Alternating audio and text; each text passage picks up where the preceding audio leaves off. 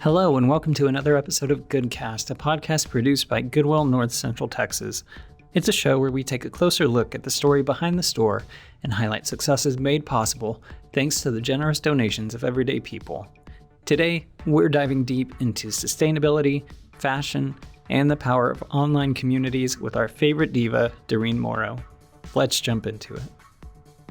Welcome back to the show. It's been a little bit since we had you on. I think you were like one of our first guests that we ever had on the podcast. Whoa, that's exciting. I didn't realize that. We'll just get started super easy. So if you want to tell us your name, your handle, and where you're based out of. Of course. I am Doreen Morrow, and my handle is the Diva of Curves TX, and I am based out of the beautiful and amazing DFW area. Awesome. So tell us a little bit about yourself for folks who might not know. What kind of stuff do you get up to? What kind of content do you make? So originally, the content that I created was just an outward expression of who I was as a plus size African-American woman. And then COVID came. And so I began an e-commerce business that offered extended plus sizes for people around the country. Little did I know that this would allow me to connect with many like-minded people, women who shared the same struggles as me with obesity, some women that had a passion for fashion, sustainability, and just overall promoting positivity and self-confidence. So that's really where the brand is and where it originated. And we're going in a new direction. I'm really happy to share a little bit more about that in this interview. Yeah, for sure. You mentioned that started during COVID, which I know for a lot of people is very hard to find community, right? Obviously, because we're quarantined for the most part, but we did start to see these online spaces pop up where people were establishing ties. How important was that to you, both personally and just, as a person who is running a business? So as a millennial, I think it started with MySpace. We identified that social media was something different. It was new and it had so many possibilities. But for me, I think that same energy kind of came back during COVID. Mm-hmm. I connected with so many local people in the DFW, people who were outside of the walls I would normally engage in. And it was awesome because so many people shared similar stories, trials and tribulations, and even some of the wins they were similar to mine. And so I continue to maintain that just by being transparent, talking about some of the hard things that take place in my life, but also sharing those high moments, because I want people to be reassured that even though life's journeys might look different for, different people, for me, I want to also talk about those positive things that have come from those valley lows. Awesome. Do you feel like you're creating a space where those voices can have the opportunity to share their story where they might not otherwise? Absolutely. I get so many DMs and emails from women where do you get this from? Asking about different conditions. I was recently diagnosed with lymphedema, where you have swollen lymph nodes in your lower extremities. And I had so many women reach out and ask me about what are you doing to manage? How do you manage this? Where do you get compression hose? So it was just a whole conversation. And that just came from me being vulnerable and me being transparent and sharing the struggles that I go through in a day-to-day life. And I have just realized there are so many people who need those outlets. They need representation. And so I am just so happy to see more and more women living in their truth. It's empowering, finding that community for yourself. It builds so many great things. Absolutely. I love it. Well, I was poking around your links on Instagram, and I noticed that you had eco-activist as one of your titles. Can you tell me a little bit about that? What is an eco-activist? I love it. So it's a tree hugger. It's a champion of the earth. An eco-activist is someone who takes action to protect the environment. We promote sustainability, and this could look like a variety of different things. So you could be doing different activities, you can be doing specific approaches, but the overall goal is to raise awareness and to make sure that we are stopping environmental damage. Like that's the goal for what I do, is to make sure that I'm creating more awareness, especially in the African American community. I think we've done certain things such as like we'll repurpose a bowl. So we go and get something to eat in a to-go container and we'll repurpose that. But we didn't really give it a name. We didn't identify what we were doing. And so now I want us to be intentional about creating those habits, and so that we are lessening the impact and the damage on our environment. Mm-hmm.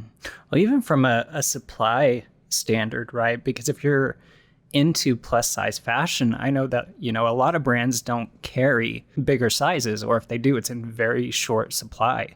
So like, if those clothes aren't being reused or repurposed, then, it's just something that somebody else won't have, or it's going to go to waste.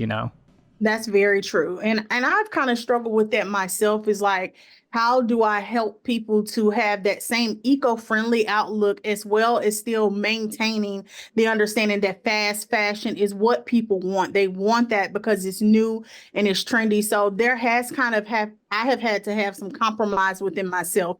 I was really hard on myself because I would get approached by brands that offered some of those larger plus sizes, but they were deemed as fast fashion. So I was like, what do I do? What does that compromise look like? Because I know it is very scarce in mainstream brands. So Right. the compromise that I came to was to teach people about creating capsule wardrobes, where you're still using some of the higher quality brands, clothing items that will last you 2 or 3 season cycles, but then you're also sprinkling in minimum fast fashion. So I will get my good jeans that I'm going to wear for at least 2 or 3 years, and then maybe one top, I will get it from fast fashion, but really showing people how to utilize what they already have in their closet, so that way they're not as hungry for fast fashion. Teaching them how to style it and how to wear it in a way that it still gets that same look and feel, but you're not always having to buy the newest and the latest and greatest.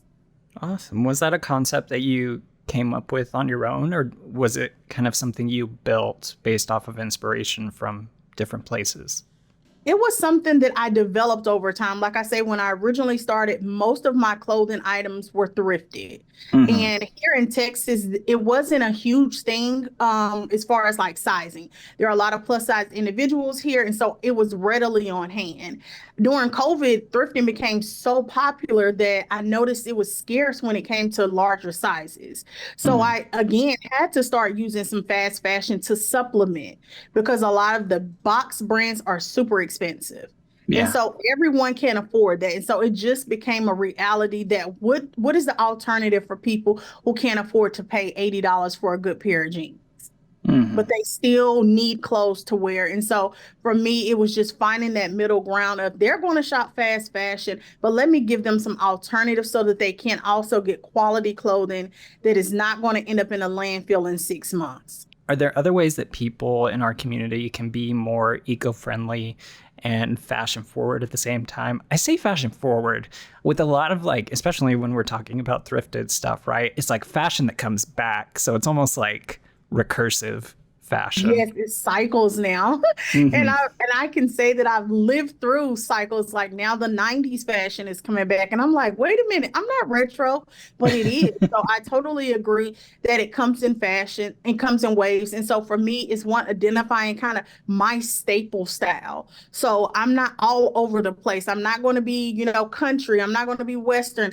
I'm just going to kind of figure out what my personal style is, what I like, and I tend to shop around with that. And that gives me the flexibility to go thrifting or to go to a consignment store and not, again, feel so pressured to be in the box of what's trending right now. So really take time to identify your personal style, look at your closet and do a full inventory. Like, do I need this? Is this something that I could see myself wearing in the next 6 months or a year? And if not, really ask yourself, is this something I need to be purchasing? We're talking a little bit about, your personal sense, your brand. When you think of the diva of curves, is there a specific like aesthetic that comes to mind? Like, what are some things that like would stick out to you? Absolutely. I am like a girly girl to my core. So anything pink, floral, I know it's so cliche, but I love florals and I also love vintage. So I love like anything that's going to be unique. And that's kind of what got me into thrifting was the fact that I could go in the store, find a top, and I knew I was not going to have to worry about anyone else in my age bracket wearing that same blouse. And it gave me the ability to truly express myself creatively. And so that's one thing that I truly enjoy about having my own style and having my own, like the Diva of Curve TX style, is because I'm able to embody that and show that on a daily basis. Mhm. How far back does your history with thrifting go? Oh, I began thrifting in, I want to say maybe high school. So I began thrifting in high school. My grandfather, Hollywood, was like the best dressed person I know. And he was known for thrifting. And he would always talk about, oh, I got this from the thrift store. And it was just like so exciting to me because I was like, well, how did you get this for so cheap? And so it was always like a competition between he and I of who could find like the best deal at the thrift store. And so again, I noticed that they weren't producing a lot of plus size clothing in the late 90s. So Mm, I was actually leaning very heavily on the thrift store to just have day-to-day clothes. And then to again also making sure that I felt like I was still trendy and current. They had so many different patterns, unique clothing. Like some people called it vintage, some people called it retro, but for me, it was just a way for me to reinvent myself and for me to express myself through clothing and fashion. with a name like Hollywood, I feel like it's hard not to adopt some of that glamour, you know? Yes, he was amazing. Do you feel like there's been a shift, either small or at large, with, you know, plus size fashion becoming more of a thing in the mainstream? I think we're seeing more fads. I think we're being talked about more. People are realizing that plus size fashion is not going away.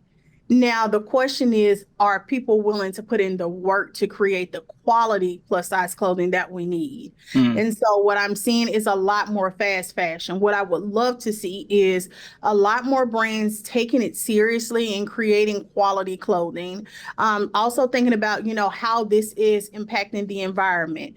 Obviously, it's more material. So, again, our pair of pants does not necessarily take up the same capita as a standard pair of pants. So just taking all of those things into consideration, looking at the fabrics, the dyes, it's more than just the clothing. It's also how are you producing and manufacturing these clothing that we want to also look at. So really taking a deeper dive in how they can support us by creating trendier items, but also looking at their carbon footprint.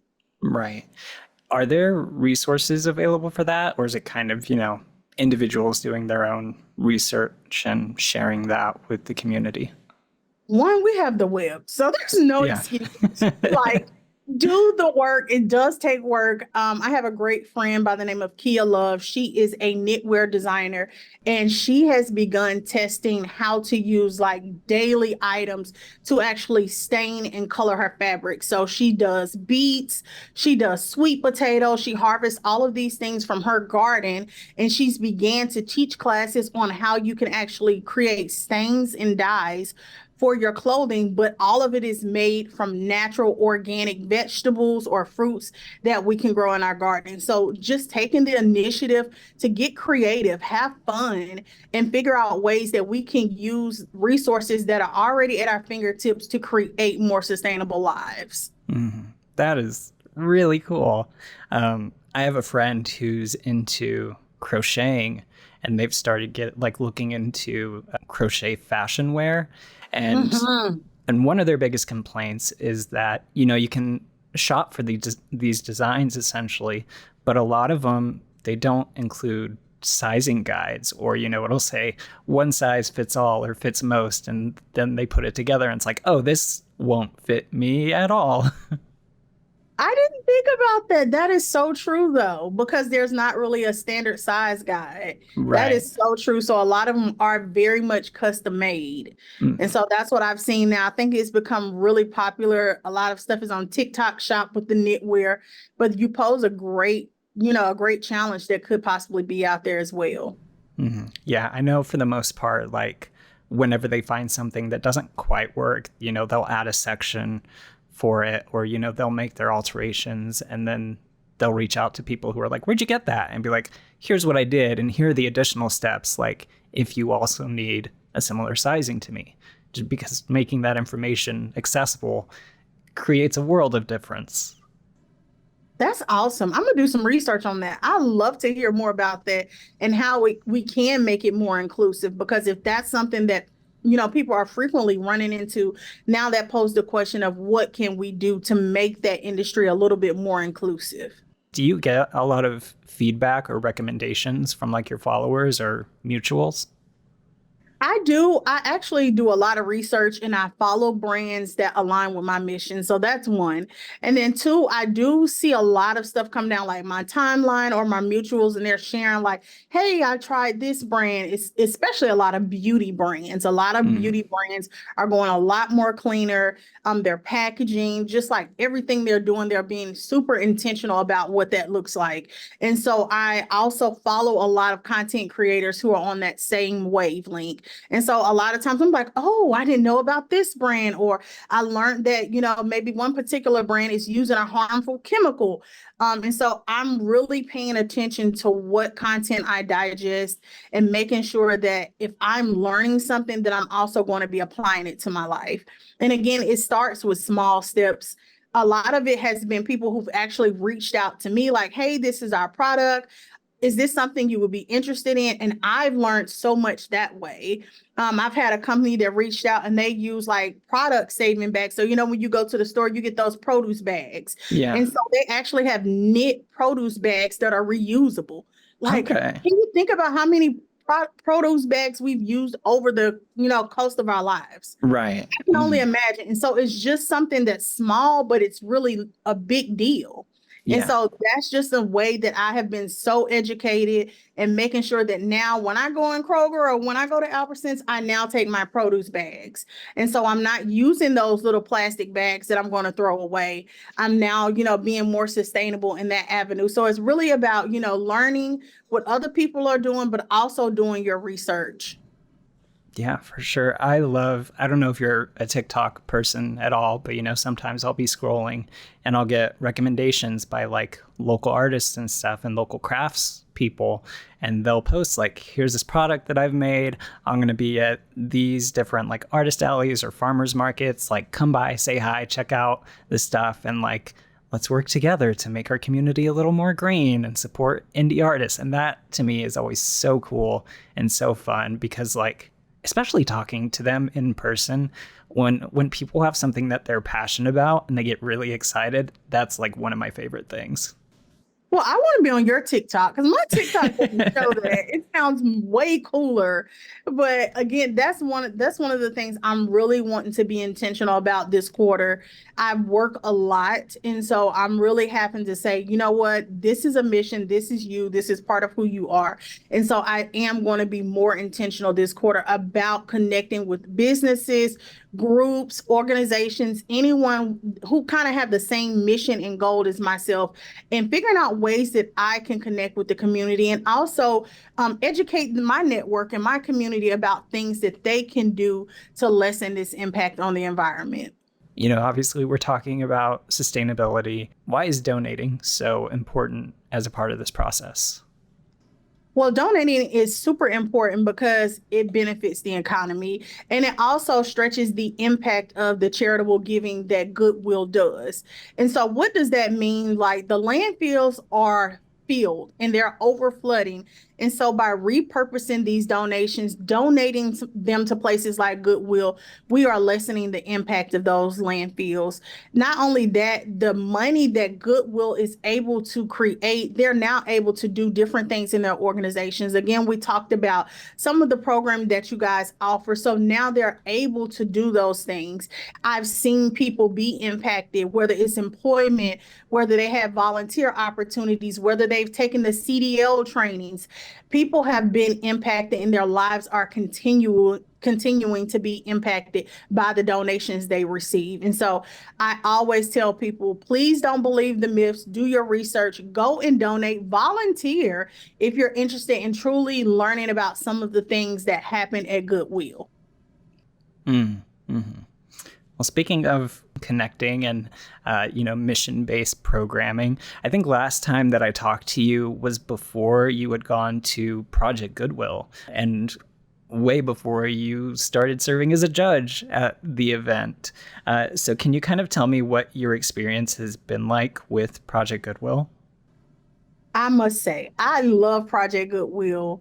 I have had the opportunity to serve for a judge for 3 years, I believe, and it has been exciting each and every time. I do not know how Shay and her team tops herself, but every year the event is more and more like just wonderful. And so I truly appreciate the mission. I appreciate how it spotlights so many of the extraordinary things that you all are doing in the community, as well as talking about these talented designers and all of these beautiful garments that they are creating from upcycle items. And so I think it's just an amazing mission, and anything that I can do to help continue this knowledge and this legacy, I'm more than happy to help out with it.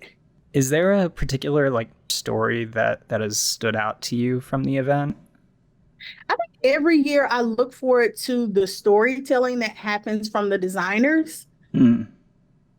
Every person is inspired by different things. We've had one lady who was inspired by a particular period in her life that she had just went through. We have other people who are inspired by maybe a childhood book they read with their parent. So I always look forward to kind of the storytelling aspect. I think a lot of time we just assume that, they are inspired by maybe something they saw on TV, but there are really some heartfelt stories that come from the garments that are created. And for me, I think it's really just an attest of what Goodwill is doing. Like, we are allowing people to express themselves through their creativity, expressing their journeys and their abilities through fashion.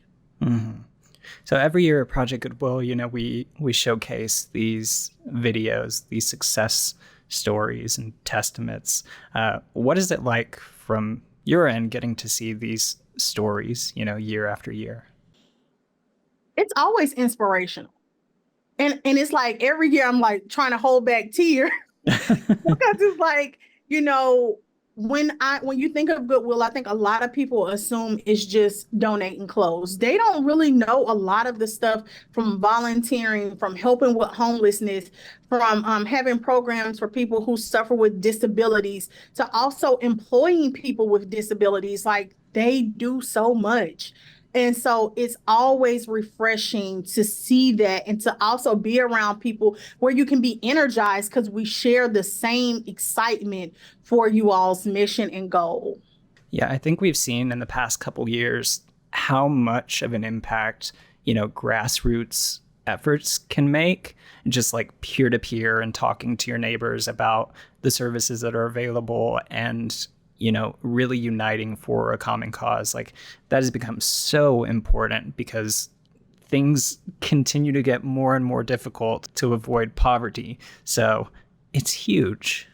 It is. And I think people really thrive off of organic connections. They don't want it to sound like you're being salesy, but for you to have an organic experience and share that with people, I think people are like, whoa, I did not know that Goodwill was doing this and Goodwill offers these services. And so, again, I work for a nonprofit, so I do a lot of wraparound service referrals. Like, hey, did you know you can go here and, get a training? Did you know that if your child has this disability and they've aged out of school, sustainable, then maybe this could potentially be an option for you. So just making sure, again, I'm always mentioning that Goodwill is just not a thrift store. They offer a ton of different services and encouraging people to take advantage of those services. See, we've got to get y'all connected with our workforce people so we can. Yes. There's one tie. There we go. We're already making some headway. So you've talked about it a little bit, but what kind of inspiration do you take from Project Goodwill? Again, is that honestly, I have to take inventory and say that I need to be doing more. And I know it's kind of like, well, how do you need to do? I need to do more because I want to truly see our country, our community, our nation take this a lot more serious. I think a lot of the weather here in Texas has really been like, what is going on with the weather? But it's like we're seeing more and more proof that we have got to take a better stance on how we're treating our environment. And so for me, it's really caused me to take a pause and take some inventory in my life to make sure I'm doing everything I can possibly do to be more sustainable and live a more sustainable life. And not only just me, but also share that with my community. Because that effort is only made easier with your community because you're not putting the full weight of that onto one person. Absolutely. Awesome. Are there any projects that you're working on right now that you're excited about or that are coming down the pipeline? Well, of course, on the Diva of Curve TX, I will continue to showcase a lot more sustainability. I am working with 2 different brands right now where we'll be talking about, how you can use simple household items to become more sustainable. I'm also looking to work with some local nonprofit organizations so that I'm able to donate some of my larger plus size items to women in need. So I definitely have a couple of things coming down the pipeline. I am also the CEO of Bragwell Marketing, so I will be doing some initiatives with a lot of minority-owned businesses, helping them to learn more about entrepreneurship and how they can get started. If you're interested in keeping up with Doreen, I'd highly recommend checking out her Instagram at the Diva of Curves TX. Thank you once again to Doreen for a wonderful conversation, and thank you all for listening. We'll see you in the next episode. You have been listening to GoodCast, a podcast produced by Goodwill North Central Texas. To stay up to date on all things Goodwill NCT, be sure to check out our social media and sign up for our newsletter. And if you have a second, we'd appreciate it if you could share the show with a friend or leave us a review on iTunes. It is the fastest way to help the show grow. You can find us on Apple Podcasts, Spotify, or wherever you find podcasts.